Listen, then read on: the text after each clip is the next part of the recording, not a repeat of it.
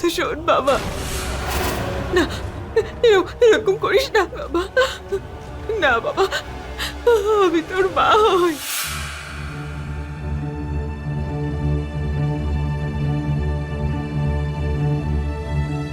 সোনা, তোর আঘাত লাগলে আমার কষ্ট হয়, তুই আমার প্রাণ। আমি তোকে জন্ম দিয়েছি।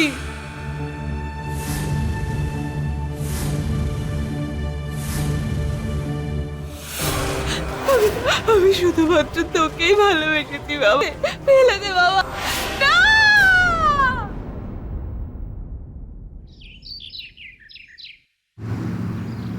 কি বললেন আপনি? ও আমাদের 8 টাকা দেবে না? আর সেই মহিলাকে টাকা দিতে পারে যাকে বিয়ে করবে বলছে, কিন্তু আমায় দিতে পারে না। যে কোনো মূল্যেই আমার অ্যালিমনি পাওয়ার কথা ছিল। তারপরে হঠাৎ কি এমন হলো? এখন এটা আর পসিবল নয়। কেন মনে হচ্ছে না পসিবল? এই সংসারের খরচা আমি কি করে চালাবো? এত বিল কি করে মেটাবো? আমি একজন সিঙ্গেল মাদার। আমার ছেলের পড়াশোনা ও সারা জীবন পড়ে আছে এখনো। এই টাকা আসা বন্ধ হয়ে গেলে আমি আমার ছেলেকে একটা বড় কলেজে ভর্তি করতে পারবো না। দেখুন ম্যাডাম, আপনি যা কিছু বলছেন সেগুলো সত্যি, কিন্তু আরো একটা সত্যি আছে। আপনার স্বামীর কেসটা আপনার বিরুদ্ধে স্ট্রং। এবার আপনি আমার উকিল হয়ে আমাকে এটা বোঝাবেন যে ওর কেসটা আমার বিরুদ্ধে কতটা স্ট্রং। আরে আমারই তো ভুল যে আপনার মতো একটা ফালতু উকিলকে আমি হায়ার করেছি। আর কিছু বলার বাকি রয়েছে আপনার? এটা আমার ফাইনাল বিলস। ফিজ লাগবে না আপনার? এই হলো আপনার ফিজ। বেরিয়ে যান এখান থেকে।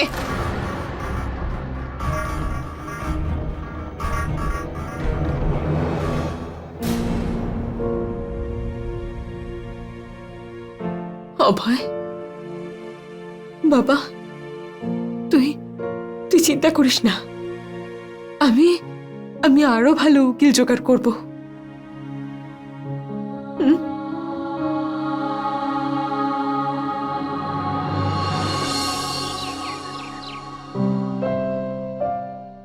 আরে অভয়, তুই রেডি হয়ে গেছিস? আয় তাড়াতাড়ি ব্রেকফাস্ট করে নে। মা, আমার স্কুলের জন্য দেরি হয়ে যাচ্ছে। আর হ্যাঁ, সন্ধ্যাবেলায় আসতে আমার একটু দেরি হবে, আমার একটু প্র্যাকটিস আছে। অভয়, আমার কথা তো শোন। সোনা, আমার শুনে ভালো লেগেছে যে তুই অ্যাথলেটিক্সে পার্টিসিপেট করেছিস, কিন্তু আমার মনে হয় না যে তাতে তোর কোনো ফিউচার আছে। তুই নিজের পড়াশোনাতে একটু খেয়াল রাখ। তুই জানিস তো ম্যাথসে কত কম মার্কস পেয়েছিস তুই? সেটা আমি অভয়, তুই জানিস আমি তোর অ্যাডমিশন একটা অনেক বড় কলেজে করাতে চাই, যেখানে গেলে তোর ফিউচার এতটাই উজ্জ্বল হবে যে তোকে আর পিছনে ফিরে তাকাতে হবে না বাবা। তুই জানিস তোর বাবার কখনো মনেই হয়নি তুই এত সুন্দর একজন ট্যালেন্টেড বাচ্চা, কিন্তু আমি ওকে ভুল প্রমাণ করব। আমি গোটা পৃথিবীকে দেখাবো আমার ছেলে আমার সঙ্গে থেকেই জীবনে এগিয়ে গেছে। আচ্ছা, স্কুলের জন্য দেরি হয়ে গেছে না? আমি তো এদিকে যাচ্ছি, তোকে ছেড়ে দেবো। আরে মা, আমি চলে যেতে পারবো। আরে আমি বলছি তো আমি ছেড়ে দেবো, চল।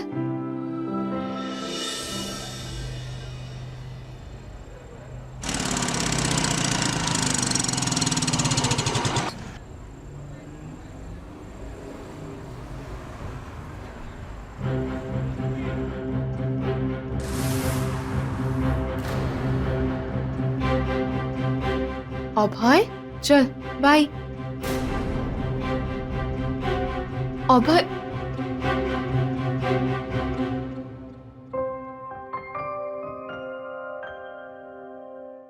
Good morning teacher. Very very good morning. কেমন আছো তোমরা? খুব ভালো আছি sir. Sit down please. Thank you sir. তাহলে স্টুডেন্টস, আমি তোমাদের ম্যাথের একটা সারপ্রাইজ টেস্ট নেব। ওকে? এ ভাই, একটু হেল্প কর না আমাকে প্লিজ। ভাই, আমি হেল্প করতে পারবো না। মনে নেই গতবার কি মার খেয়েছিলাম আমি? ভাই একটুখানি প্লিজ, আমার কিচ্ছু পড়া হয়নি। ভাই, তোর তো মনে নেই গতবার কি হয়েছিল?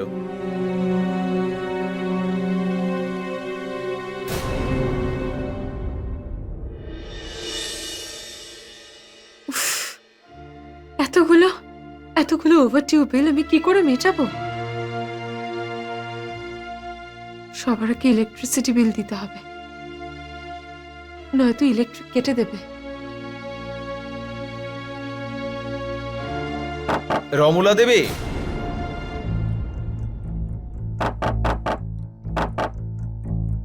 হে ভগবান, এনারও এখনই আসতে হলো। কি করবো এবার? রমলা দেবী, কি করে ম্যানেজ করি?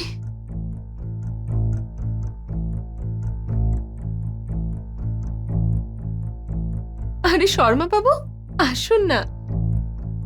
কি ব্যাপার হঠাৎ? ভাগ্য ভালো যে বাড়িতে পেলাম, নইলে ফোনে তো আপনাকে পাওয়াই যায় না, মেসেজে রিপ্লাইও করেন না। দিন আমার 2 মাসের ভাড়াটা দিন। শর্মা বাবু আসলে দেখুন, কি বলুন তো, ওই যে ভাড়াটা যদি আমি কদিন পরে দিই তো অসুবিধা হবে না তো আপনার? বলুন না শর্মা বাবু, যদি কটা দিন টাইম পেতাম তো। ঠিক আছে, আমি আপনাকে 1 মাস সময় দিচ্ছি, কিন্তু তার চেয়ে বেশি নয়। ভাড়া তো আমি নিয়েই ছাড়বো। এবার আপনি ভেবে দেখুন যে কিভাবে দেবেন। আচ্ছা শর্মা বাবু, কিন্তু 1 মাস, তার চেয়ে বেশি নয়। আমি 1 মাস পরে আসবো।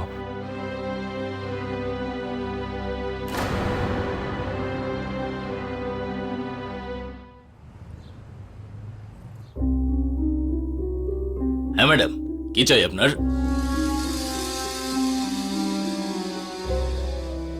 পান্ডে বাবু, এইটা হলো আমার জিনিসপত্রের লিস্ট। এটার বিল যদি আপনাকে পরে দিই তাহলে চলবে তো? থ্যাংক ইউ পান্ডে বাবু।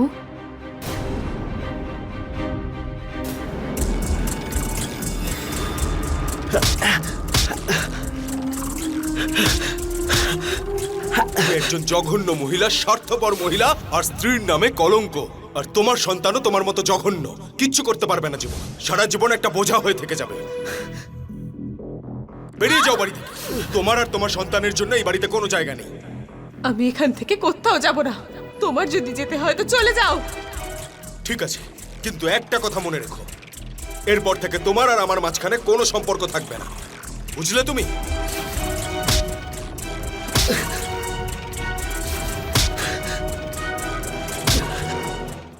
কথায় আছে স্বামী স্ত্রী আলাদা হতে পারে, কিন্তু বাবা মা নয়।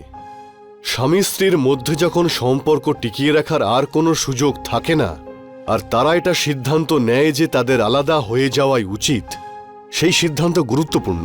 বাবা মা আলাদা হওয়ার যে খারাপ প্রভাব তা বাচ্চাদের ওপরে এসে পড়ে। আর যখন বাচ্চারা সব বুঝতে পারে তখন বাচ্চারা মনে খুবই আঘাত পায়। এইরকমই সময়ের মধ্যে দিয়ে যাচ্ছিল অভয়। অভয়ের তখন এমন একটা বয়স যখন তার অভিভাবকের প্রয়োজন ছিল, আর রমনা ঠিক সেই জায়গাটাই পূরণ করছিল। কিন্তু সেই সময় পরিস্থিতি এমন ছিল, সে নিজেই সমস্যার মধ্যে ছিল। যখন সম্পর্কে টানাপোড়েন চলে তখন ভিতরে একটা ঝড় বয়ে যায় যা সব তছনছ করে দিতে পারে। নমস্কার, আমি গিরিশ জৈন।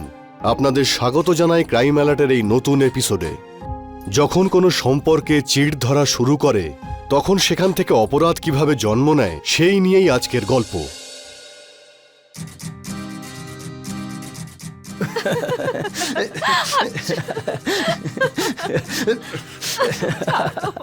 ছাড়ো, কি করছো তুমি? প্লিজ প্লিজ না। এর মূল্য তো তোমাকে যেভাবেই হোক দিতে হবে সোনা। বলুন, অভয়ের আসার টাইম হয়ে গেছে। ও আরে চলে আসবে না, এক্ষুনি। আসবে না। আরে, কেন অভয়ের বিষয়ে কথা বলছো? শুধু একটা 20-20 ইনিংস হয়ে যাক।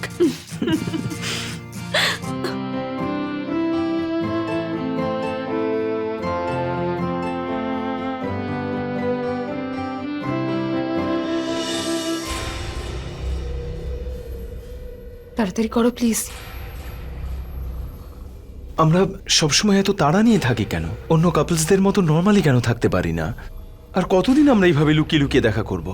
রমনা, পৃথিবীর ভয় থেকে যদি আমাদের বাঁচতে হয় আমাদের বিয়ে করতে হবে। তুমি দেখে নিও, তারপর সব ঠিক হয়ে যাবে। বরুণ, জীবন তোমার কাছে যতটা সহজ আমার কাছে ততটা নয়। আরে আমার বাবা মা আমাকে ছেড়ে চলে গেছে, কোনো বন্ধু বান্ধব নেই আমার। আমার স্বামী আমাকে চরিত্রহীন বলে দাগিয়ে দিয়েছে, আর ডিভোর্স দেবে বলে কেস করেছে। আর এই 2 টাকার উকিল বলছে যে আমার স্বামীর কাছ থেকে আমি নাকি টাকা পাবো না। বরুণ, ভাবো যদি এই অবস্থায় কেউ আমাদের দেখে নেয়,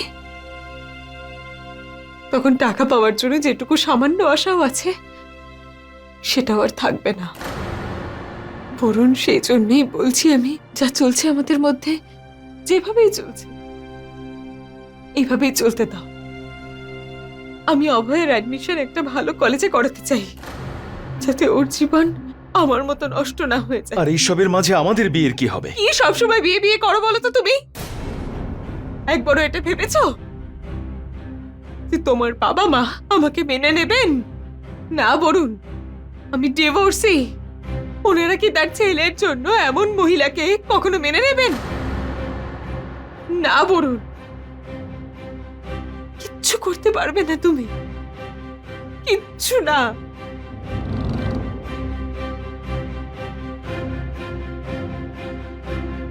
আই এম সরি যে তোমাকে আমার জন্য এই সব কিছু সহ্য করতে হচ্ছে। আমি তোমাকে কথা দিচ্ছি, একবার সবকিছু ঠিক হয়ে যাক, তারপরে আমরা এক হয়ে যাব।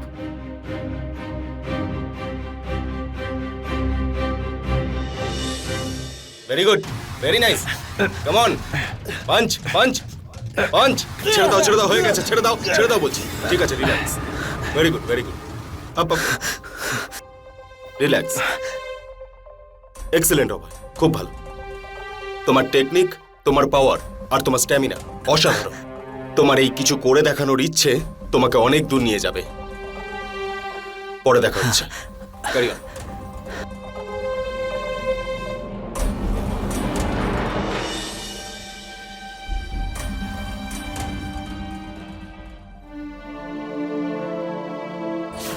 অভয়, চলো বাই। ভাই আমার থেকে অনেক দূরে চলে যাচ্ছে, সবসময় আমার উপর রেগে থাকে। এত কিছু তো আমি ওর জন্যই করছি, কেন এইসব কিছু দেখতে পাচ্ছে না? আহ!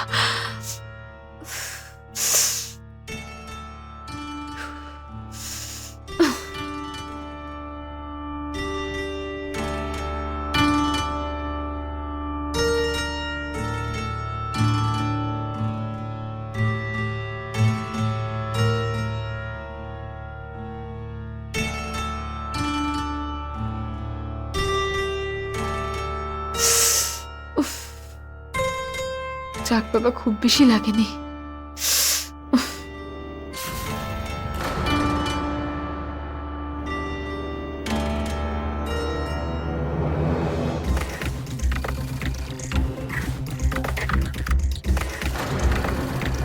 অভয়, এটা কি? তুই তো রেজাল্ট আমাকে দেখাসনি কেন? আমি বলেছিলাম না ম্যাথসে খেয়াল রাখ, কিন্তু তুই শুধু তোর স্কুলের ওই জিমে বিজি থাক। এই অবস্থায় যদি থাকে তোর যে সবসময় ম্যাথসে এভাবে ফেল করবি, তাহলে একটা কথা মনে রাখিস, কোনো ভালো কলেজ তোকে কিন্তু অ্যাডমিশন দেবে না। আচ্ছা বাদ দে, আগে খাবারটা খেয়ে নে, তারপরে বসে ভালো করে কথা বলবো। আমি খাবো না। অভয়, তুই কেন এমন করিস?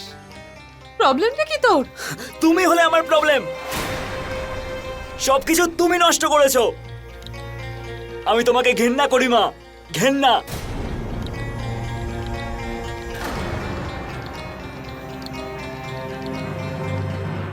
স্যার, আমি জানি অভয় ম্যাথসে উইক, কিন্তু এইভাবে যদি ওর মার্কস আসে তাহলে ও কিভাবে কি করবে? সেটা তো আমিও বলছি। কালকে যে সারপ্রাইজ টেস্ট নিয়েছিলাম তাতেও তো সেরকম ভালো ফল করতে পারেনি। আমার তো মনে হয় না যে ও ফাইনাল এক্সামে পাস মার্কও পেতে পারবে। স্যার, স্যার আপনি চাইলে সবকিছু সম্ভব। কোনো না কোনো উপায় তো নিশ্চয়ই আছে, কোনো রাস্তা নিশ্চয়ই আছে স্যার। স্যার, ফাইনাল এক্সামে অভয় যদি ভালো মার্কস না পায়, তাহলে আমি ভালো কলেজে ওকে অ্যাডমিশন নেওয়াতে পারবো না। তাহলে ক্র্যাশ কোর্স কোচিংয়ে অ্যাডমিশন করিয়ে দিন। Crash course?